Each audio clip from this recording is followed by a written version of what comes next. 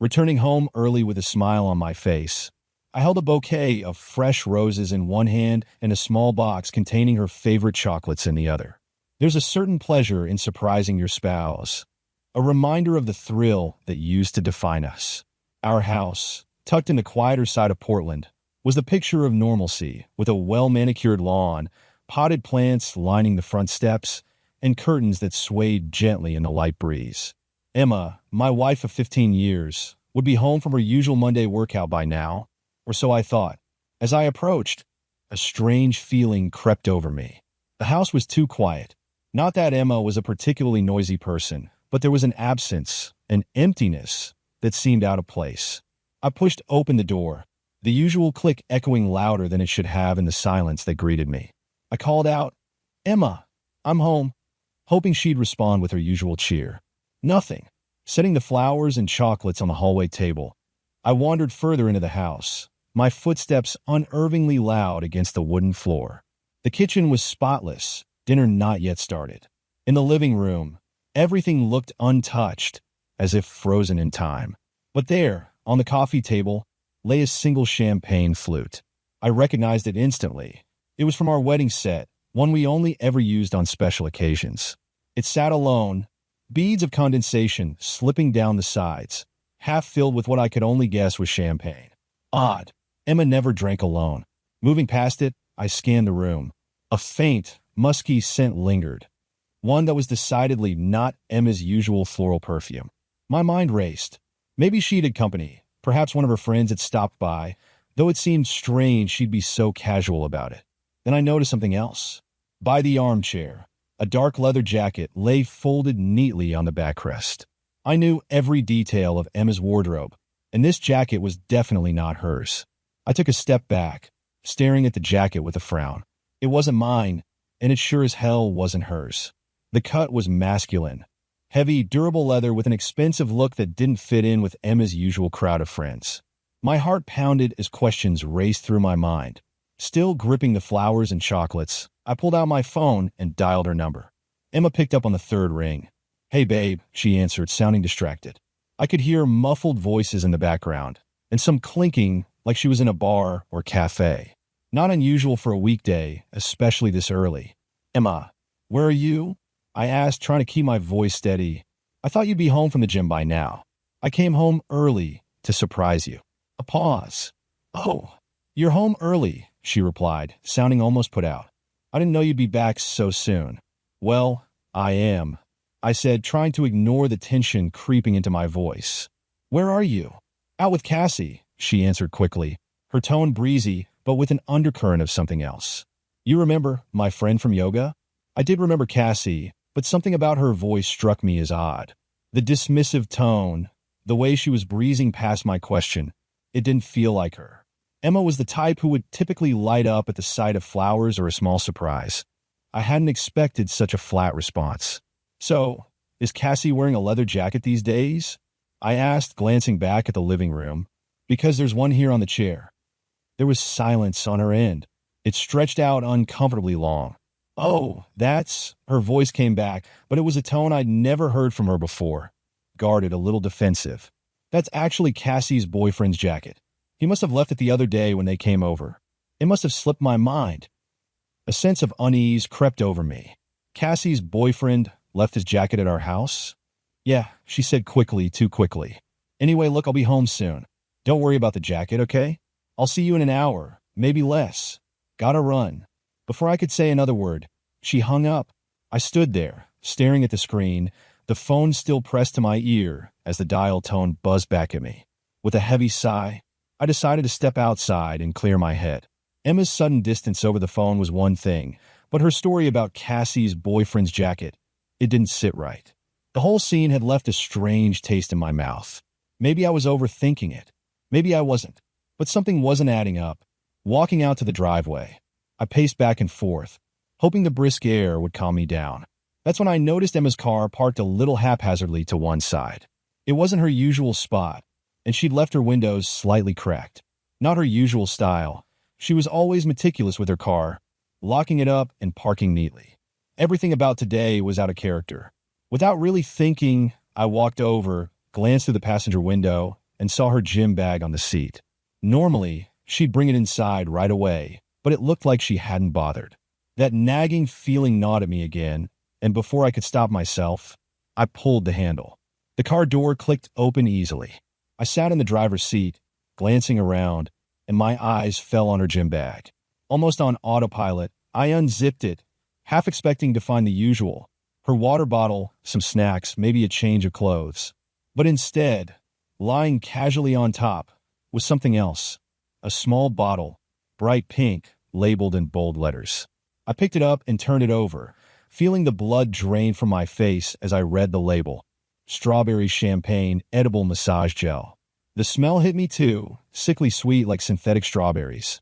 Not the kind of thing you'd associate with a workout. My stomach twisted. Emma and I had never used anything like this, not even as a joke. My mind raced through a series of thoughts, each more unsettling than the last. Why was this here? What had she been using it with? Anger started simmering, rolling into something bigger. I slammed the door shut, still clutching the bottle, as the weight of the past few weeks started to crush me. The late nights she'd been working, the new friend she'd been mentioning but never introducing. And now this. A jacket that didn't belong to me, and this joke of a discovery, hidden in plain sight. I tossed the gel back into the bag, zipped it up, and leaned against the car, clenching my fist to keep myself steady. The house was silent when Emma finally walked through the door. She looked at me with a small, tight smile, the kind she used when she was gearing up to tell me something unpleasant. I'd been sitting in the dimly lit living room for nearly an hour, replaying every moment from that odd conversation on the phone to the nauseating discovery in her car. My mind kept circling back to the jacket, the edible gel, and now, her expression only added to the cold dread creeping over me. She barely glanced at the flowers or the chocolates on the hallway table. "Emma," I said, my voice barely above a whisper. "We need to talk. Now." She blinked, and for a moment, something flashed in her eyes. Maybe guilt, maybe irritation. But she composed herself, setting her bag on the floor, and walked over to sit across from me on the sofa. She folded her hands in her lap, calm, unnervingly detached. "Go ahead," she said, tilting her head, her tone almost defiant. "I found some things," I said, struggling to keep my voice steady. "The jacket, the gel, in your car." Emma's eyes flickered briefly, but she didn't break eye contact. Instead, she sighed, the sound carrying more impatience than remorse. "You weren't supposed to find those," she said finally, her voice so matter-of-fact it felt like a slap. My chest tightened as I tried to process her words. "You mean there's something to find? You're admitting it." She shrugged, a tiny, almost bored gesture. "Yes," she said simply. "Look, I didn't want to tell you like this, but since you went digging, I suppose there's no point in hiding it." A mix of disbelief and raw anger surged through me. "Hiding what, Emma? Just tell me." She let out a small, humorless laugh. "Fine," she said, as though I'd forced her hand. "It's nothing emotional. Just something I needed. Transactional, you could say. It's with a guy from work, Pete. You don't know him. And before you ask, no, it's not serious. It's not even something I think about much." I stared at her, the weight of her words sinking in like stones. "You're telling me you've been having an affair like it's a business deal? Transactional?" My voice cracked, a hint of desperation leaking through. Emma rolled her eyes, a tiny flash of irritation. "Please, don't make this more dramatic than it is. It's not some grand romance. It's just something that fills a need." She folded her arms, almost like she was daring me to argue. "Fills a need?" The words felt bitter on my tongue, foreign and ugly.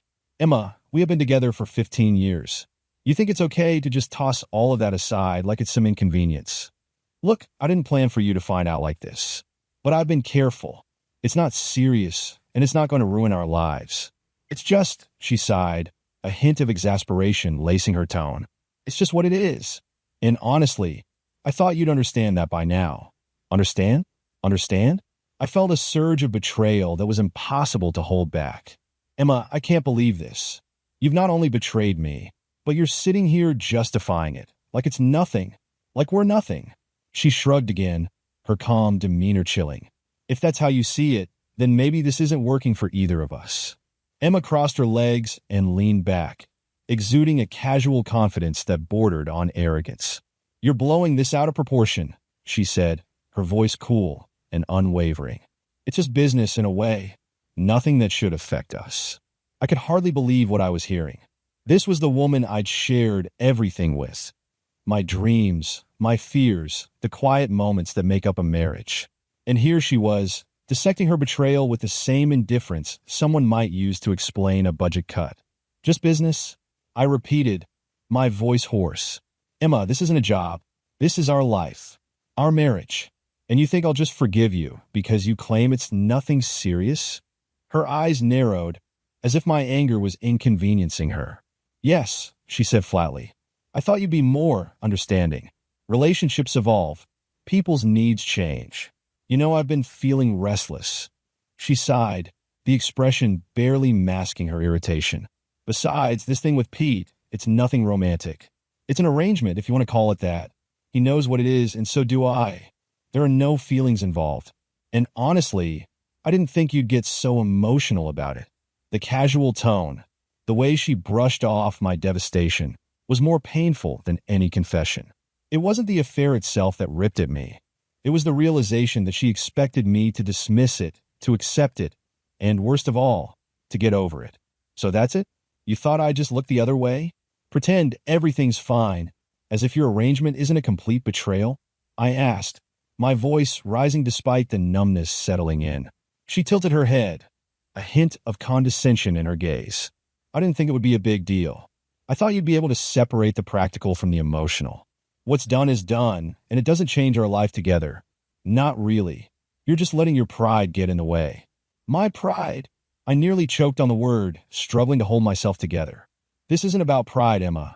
This is about you throwing away our marriage like it's a transaction. You've taken the most intimate part of what we built and treated it like a negotiation. I trusted you." She sighed again, brushing an invisible speck from her sleeve as though the entire conversation bored her. "Look, I'm not asking you to understand every detail. I'm asking you to forgive and move on. You're a rational person. I know you can do this." The cold certainty in her voice hit me harder than any accusation or insult could have. In that moment, it became clear Emma wasn't remorseful. She hadn't stumbled into a mistake. She'd chosen this path, calculated it, and assumed I'd fall in line like a loyal soldier. "Do you even love me anymore?" I asked, the question escaping before I could stop it. Her gaze finally softened, just a fraction. "Of course I do," she said, her tone as placid as ever. "But love doesn't mean staying static. You know that." I stared at her, searching her face for any sign of the woman I thought I knew. But all I saw was someone who had decided that our life, our trust, our marriage was just another variable in her neatly calculated plan. I took a long breath, forcing my expression into something calm, even contrite. If Emma thought I'd forgive her, well, maybe I'd let her keep thinking that. I wasn't about to hand her the satisfaction of seeing how much she'd broken me. Instead, I'd show her a side she'd never seen before, a side of me she clearly underestimated. "I'm trying to understand," I said quietly, feigning a trace of reluctance. I dropped my gaze, as if grappling with my emotions. "It's not easy to hear all this, but I know things haven't been perfect between us. Maybe you're right. Maybe I need to let go a little." Emma's eyes softened, and I could almost see the relief spreading over her face. "I knew you'd understand eventually," she murmured, reaching out to place her hand on mine. "We just need some time to adjust. Once we get through this, I think things will feel stronger between us." I forced a nod, looking down as if grappling with the idea. "Maybe I just need some time," I murmured. "Maybe a little break, just to clear my head." She perked up at that, her gaze brightening. "Take some time, if that's what you need. Honestly, a week away might do us both some good." She smiled, the hint of her old warmth there, as if she was proud of how she'd reasoned me into complicity. She had no idea. The next morning, I began to set my plan into motion. I called an old friend, Matt, who lived a few hours away. Matt and I went back to college, and though we hadn't kept close, he owed me a favor. He was a single guy, no kids, a perfect alibi. I'd stay at his place for a week and keep my phone on to ensure Emma could reach me if she needed to. I'd be the picture of the understanding, trusting husband getting some space to make peace with her transgressions. Once Matt was in on the plan and had agreed to cover for me, I set about carefully laying the groundwork for Emma's undoing. For the next couple of days, I didn't mention the affair, didn't press her for details, didn't let on in any way that I was anything but a man trying to forgive. I even allowed her to think she was wise for suggesting the break. The key was making sure she bought into my charade, that she thought I'd given up any suspicion and was swallowing her excuses. Meanwhile, I took care of the less obvious details. I knew Emma didn't bother with her phone bills, leaving that side of things to me. So I went in and set up a call forwarding app that routed every text message she received straight to my own phone. I could monitor every word exchanged between her and this Pete without her ever knowing. And then I placed a small GPS tracker beneath the driver's seat in her car, discreet enough to go unnoticed but precise enough to let me track her every move. The final touch was sweet in its simplicity. I rented a small apartment under Matt's name, just on the other side of town. If Emma thought I was hours away, the last thing she'd expect was me being right under her nose. The following Monday morning, with my suitcase packed and an apologetic smile on my face, I kissed Emma on the cheek. "I'll see you in a week," I said, my voice soft. "Take care, Emma." She kissed me back, her lips brushing my cheek, full of false sincerity. "I know this will help us," she said softly. "Thank you for understanding." But as I walked out of the house and closed the door behind me, I felt a thrill of anticipation. She had no idea just how thoroughly I understood everything. By the time I was finished, she'd know exactly what her betrayal had cost her. It didn't take long for my plan to take effect. By Wednesday, 3 days into my supposed break, Emma's carefully curated reality began to crumble around her. The first encounter came from a stranger at the grocery store. Emma was picking up a bottle of wine and a few groceries, the kind of luxurious solo outing she rarely had time for. As she reached for a bottle, a man she'd never seen before, a middle-aged guy with a salt and pepper beard and a knowing look, glanced at her. "Strawberry champagne?" he asked, nodding at the bottle. "Nice choice. Goes well with sweet moments, doesn't it?" Emma frowned, unsure if she should respond. She muttered something polite and tried to brush past him, but he leaned in just slightly, lowering his voice. "You know, secrets don't stay hidden forever," he whispered, his tone calm, almost amused. Emma froze, her hand tightening around the wine bottle. She forced herself to keep moving, but the words lingered. She scanned the aisles, checking if anyone else was watching her, as if the whole world could somehow read her thoughts. Her heart was racing by the time she got back to her car. The next incident happened at her gym, later that evening. Emma had barely started her workout when a young woman, one of those overly enthusiastic types, bounced over with a bright smile. "Emma, right?" she asked, her tone too friendly, her eyes too keen. Emma paused, caught off guard. Yes? I just wanted to say," the woman continued, her voice lowering conspiratorially. "It's amazing how good you look with everything going on. You know, all the extracurriculars." Emma blinked, her mouth dry. "Excuse me?" The woman just smiled, gave a casual shrug, and said, "No worries, everyone has their secrets." Then, with a little wink, she jogged off, leaving Emma standing there, her heart hammering. By the time she got home, her nerves were frayed. She kept glancing out the window, replaying each interaction in her mind. Was it a coincidence? Or was someone actually watching her? But the final blow came on Thursday evening. She was at dinner with Cassie, who apparently had no idea about the affair, trying to find solace in her friend's usual chatter about work and family. But as she relaxed into the conversation, the waiter, a tall, dark-haired man she didn't recognize, set down their plates with a strange smile. "On the house," he said, nodding at Emma's wine glass. "Courtesy of, let's say, someone who knows about Pete." Emma's hand froze mid-reach, her eyes widening. She felt Cassie glance over, confused, but she couldn't meet her friend's gaze. The waiter was already walking away, leaving her stomach churning and her thoughts racing. "What was that about?" Cassie asked, frowning. Emma's mind scrambled for an excuse, anything that would explain the waiter's odd remark without exposing her secret. But her voice faltered.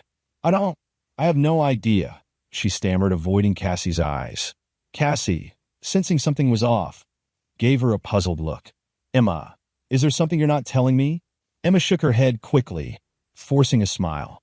"No, nothing. It's probably just some mistake. But inside, her paranoia was escalating. Everywhere she looked, she imagined people whispering, watching her. Her deepest secret wasn't just in the shadows anymore. It was crawling into the light, inch by inch, with her every move. And the more she tried to brush it off, the more suffocating it became. Back at home, she couldn't stop herself from checking her phone obsessively, wondering if the mysterious encounters would be followed by a text, a call, anything that would reveal who knew her secrets. It was Friday morning, and Emma was in her usual seat at the office, catching up on emails and sipping her coffee when the delivery arrived. She didn't notice the commotion at first. The quiet office hum masked the sounds of heels clicking toward her desk until she looked up and saw her assistant, Rebecca, holding a massive bouquet of red roses. "Someone's popular today," Rebecca said, her smile wavering as she set the bouquet down, glancing curiously at the accompanying envelope. It was a spectacle of deep crimson roses and dark green leaves, elegant but over the top, a stark contrast to the minimalist style Emma typically favored. Emma forced a smile, her heart pounding as she took the bouquet, feeling every set of eyes in the office shift toward her. She glanced around and saw a few colleagues exchanging looks, eyes narrowing with barely concealed curiosity. She picked up the small, white envelope attached to the bouquet and pulled out the card, hoping to put an end to the attention as quickly as possible. But the second she read the message, her face went pale. "To my sweet escape, until we meet again. Yours, Pete."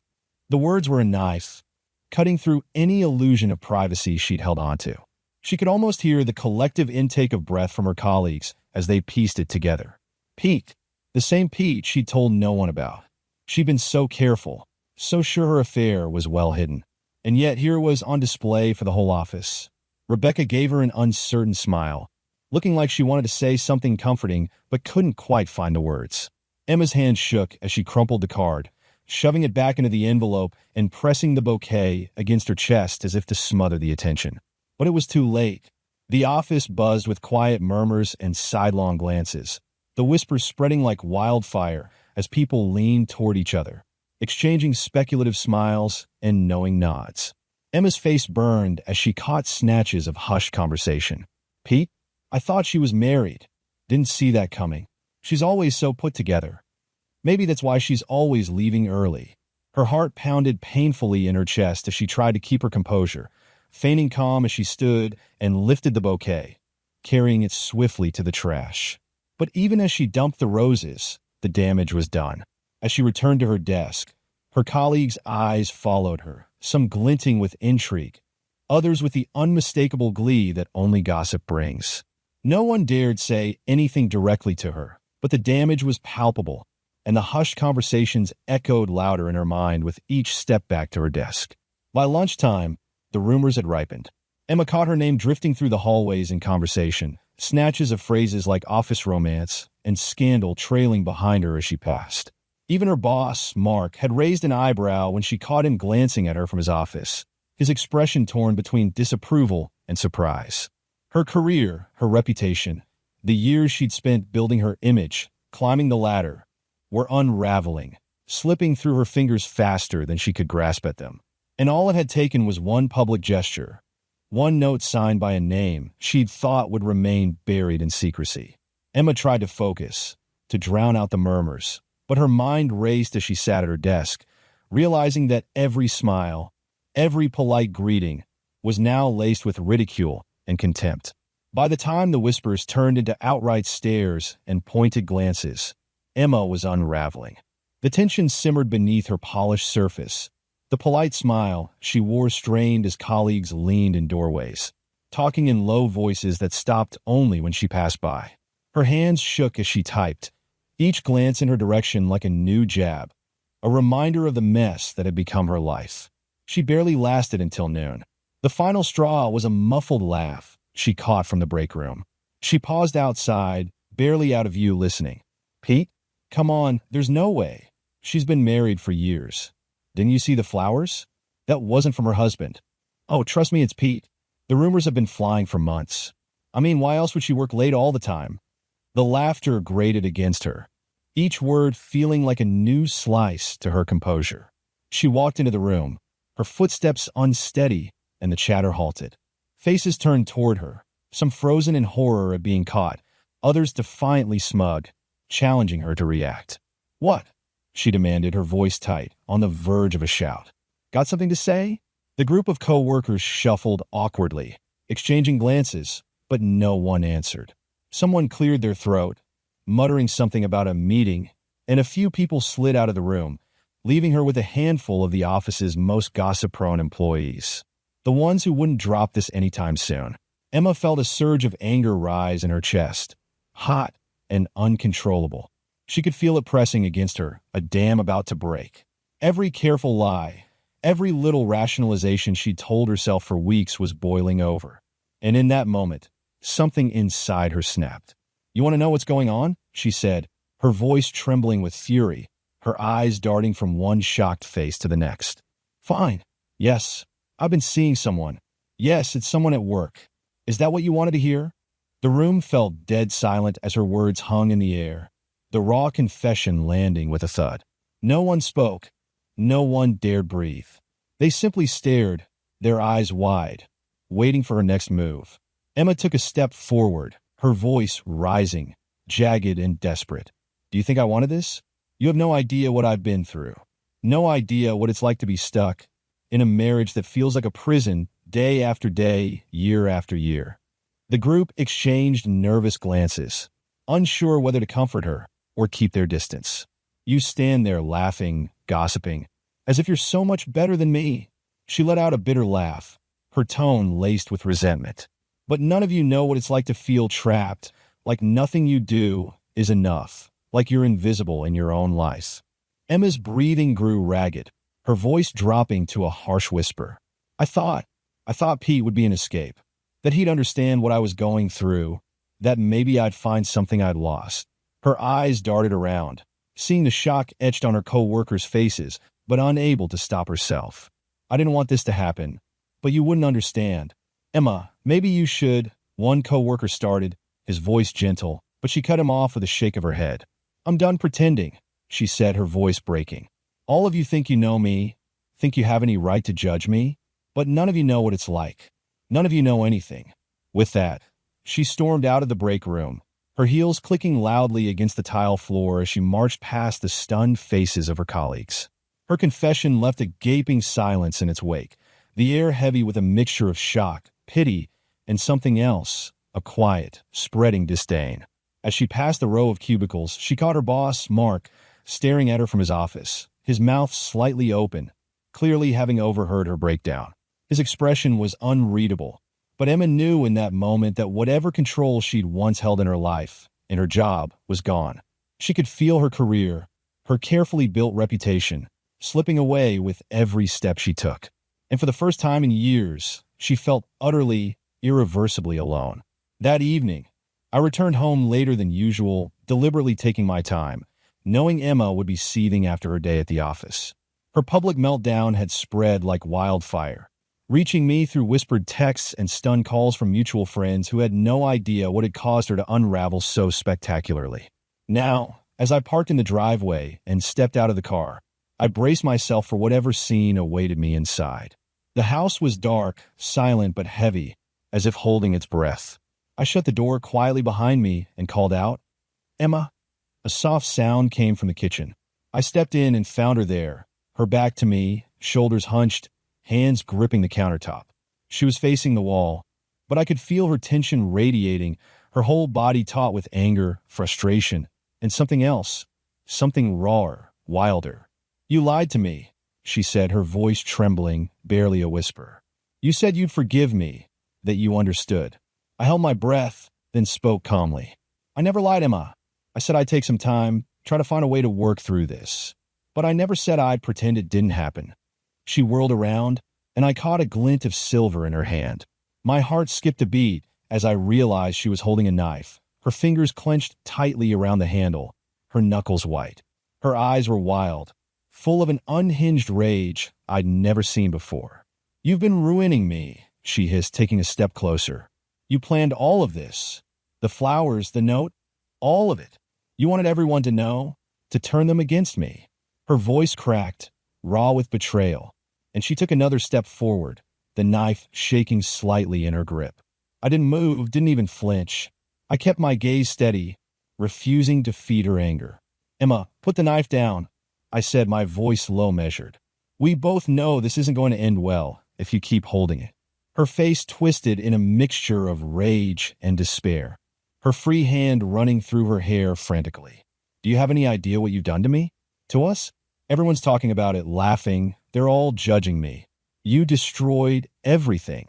"I didn't destroy anything, Emma," I said, my voice steady, unyielding. "You made your own choices. I simply exposed them." For a moment, her expression softened, wavering between fury and something like regret. But the anger returned quickly, sharper this time, and she took another step toward me, the knife trembling. "Put it down, Emma," I repeated, more forcefully this time, not taking my eyes off her. "You can't blame me for your mistakes. You betrayed me. You lied to me. And now you're holding a knife at me as if I'm the villain here." She let out a strangled cry, her shoulders slumping, and for a second, I thought she might drop the knife. But then her grip tightened, and her eyes filled with defiance. "You made me do this, don't you see? You forced my hand, pushing me like this." That was enough. I took a step back, reaching for my phone, my fingers brushing over the screen as I dialed 911.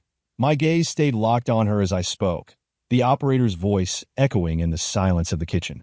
"Yes, I need assistance at my home. There's a domestic situation," I said, keeping my voice calm and steady, though my heart pounded in my chest.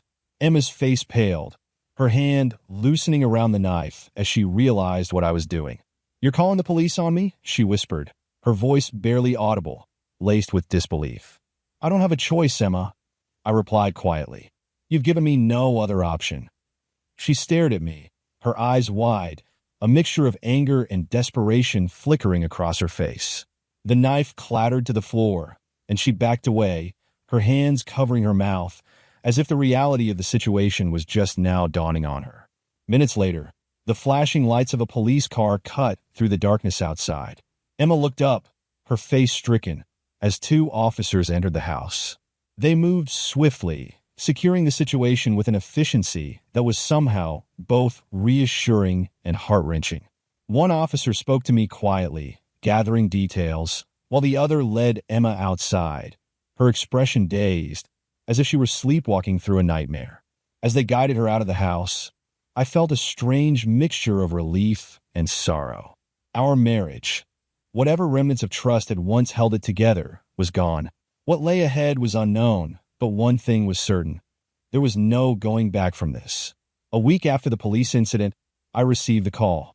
Emma had been placed under a psychiatric hold after a particularly volatile breakdown during a session with her therapist.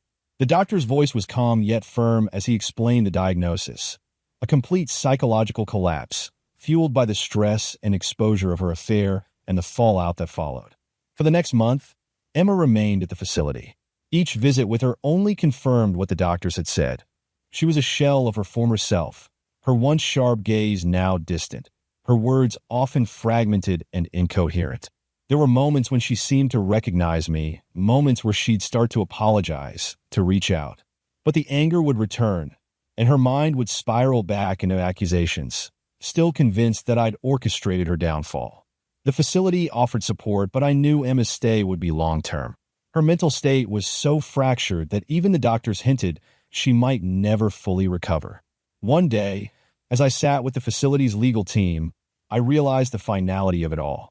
The power of attorney, control over finances, and the house, all of it had fallen to me. I was now the final authority on her medical decisions, her future, everything she'd once held control over. I took a long breath, staring at the papers in front of me, the reality settling over me like a weight. Our marriage, once a partnership, was now a legal arrangement, one where I held the keys. For the first time, I could see my way forward. With Emma's medical care secured, I had the option to move on, to put the betrayal and pain behind me. The decision was mine. After signing the final documents, I walked out of the facility, a strange, quiet calm settling over me. I'd done all I could, honored my responsibilities, and given Emma the care she needed.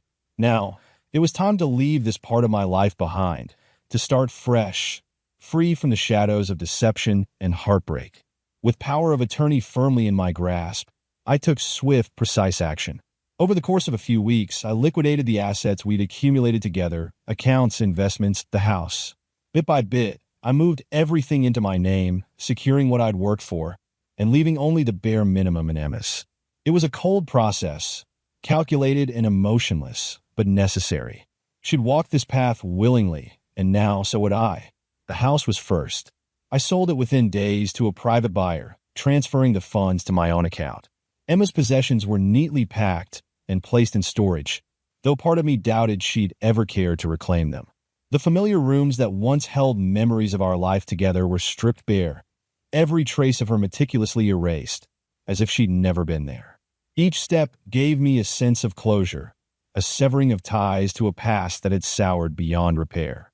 Meanwhile, Emma remained in the psychiatric facility, her once vibrant personality reduced to hollow fragments. The doctors told me she was improving, though improvement seemed a loose term. She was lucid sometimes, but in each visit, she seemed to drift further from reality, her mind trapped in cycles of regret, anger, and confusion. She barely looked at me anymore, and when she did, it was with a haunted emptiness, as if I were a stranger, a ghost of the man she'd once known.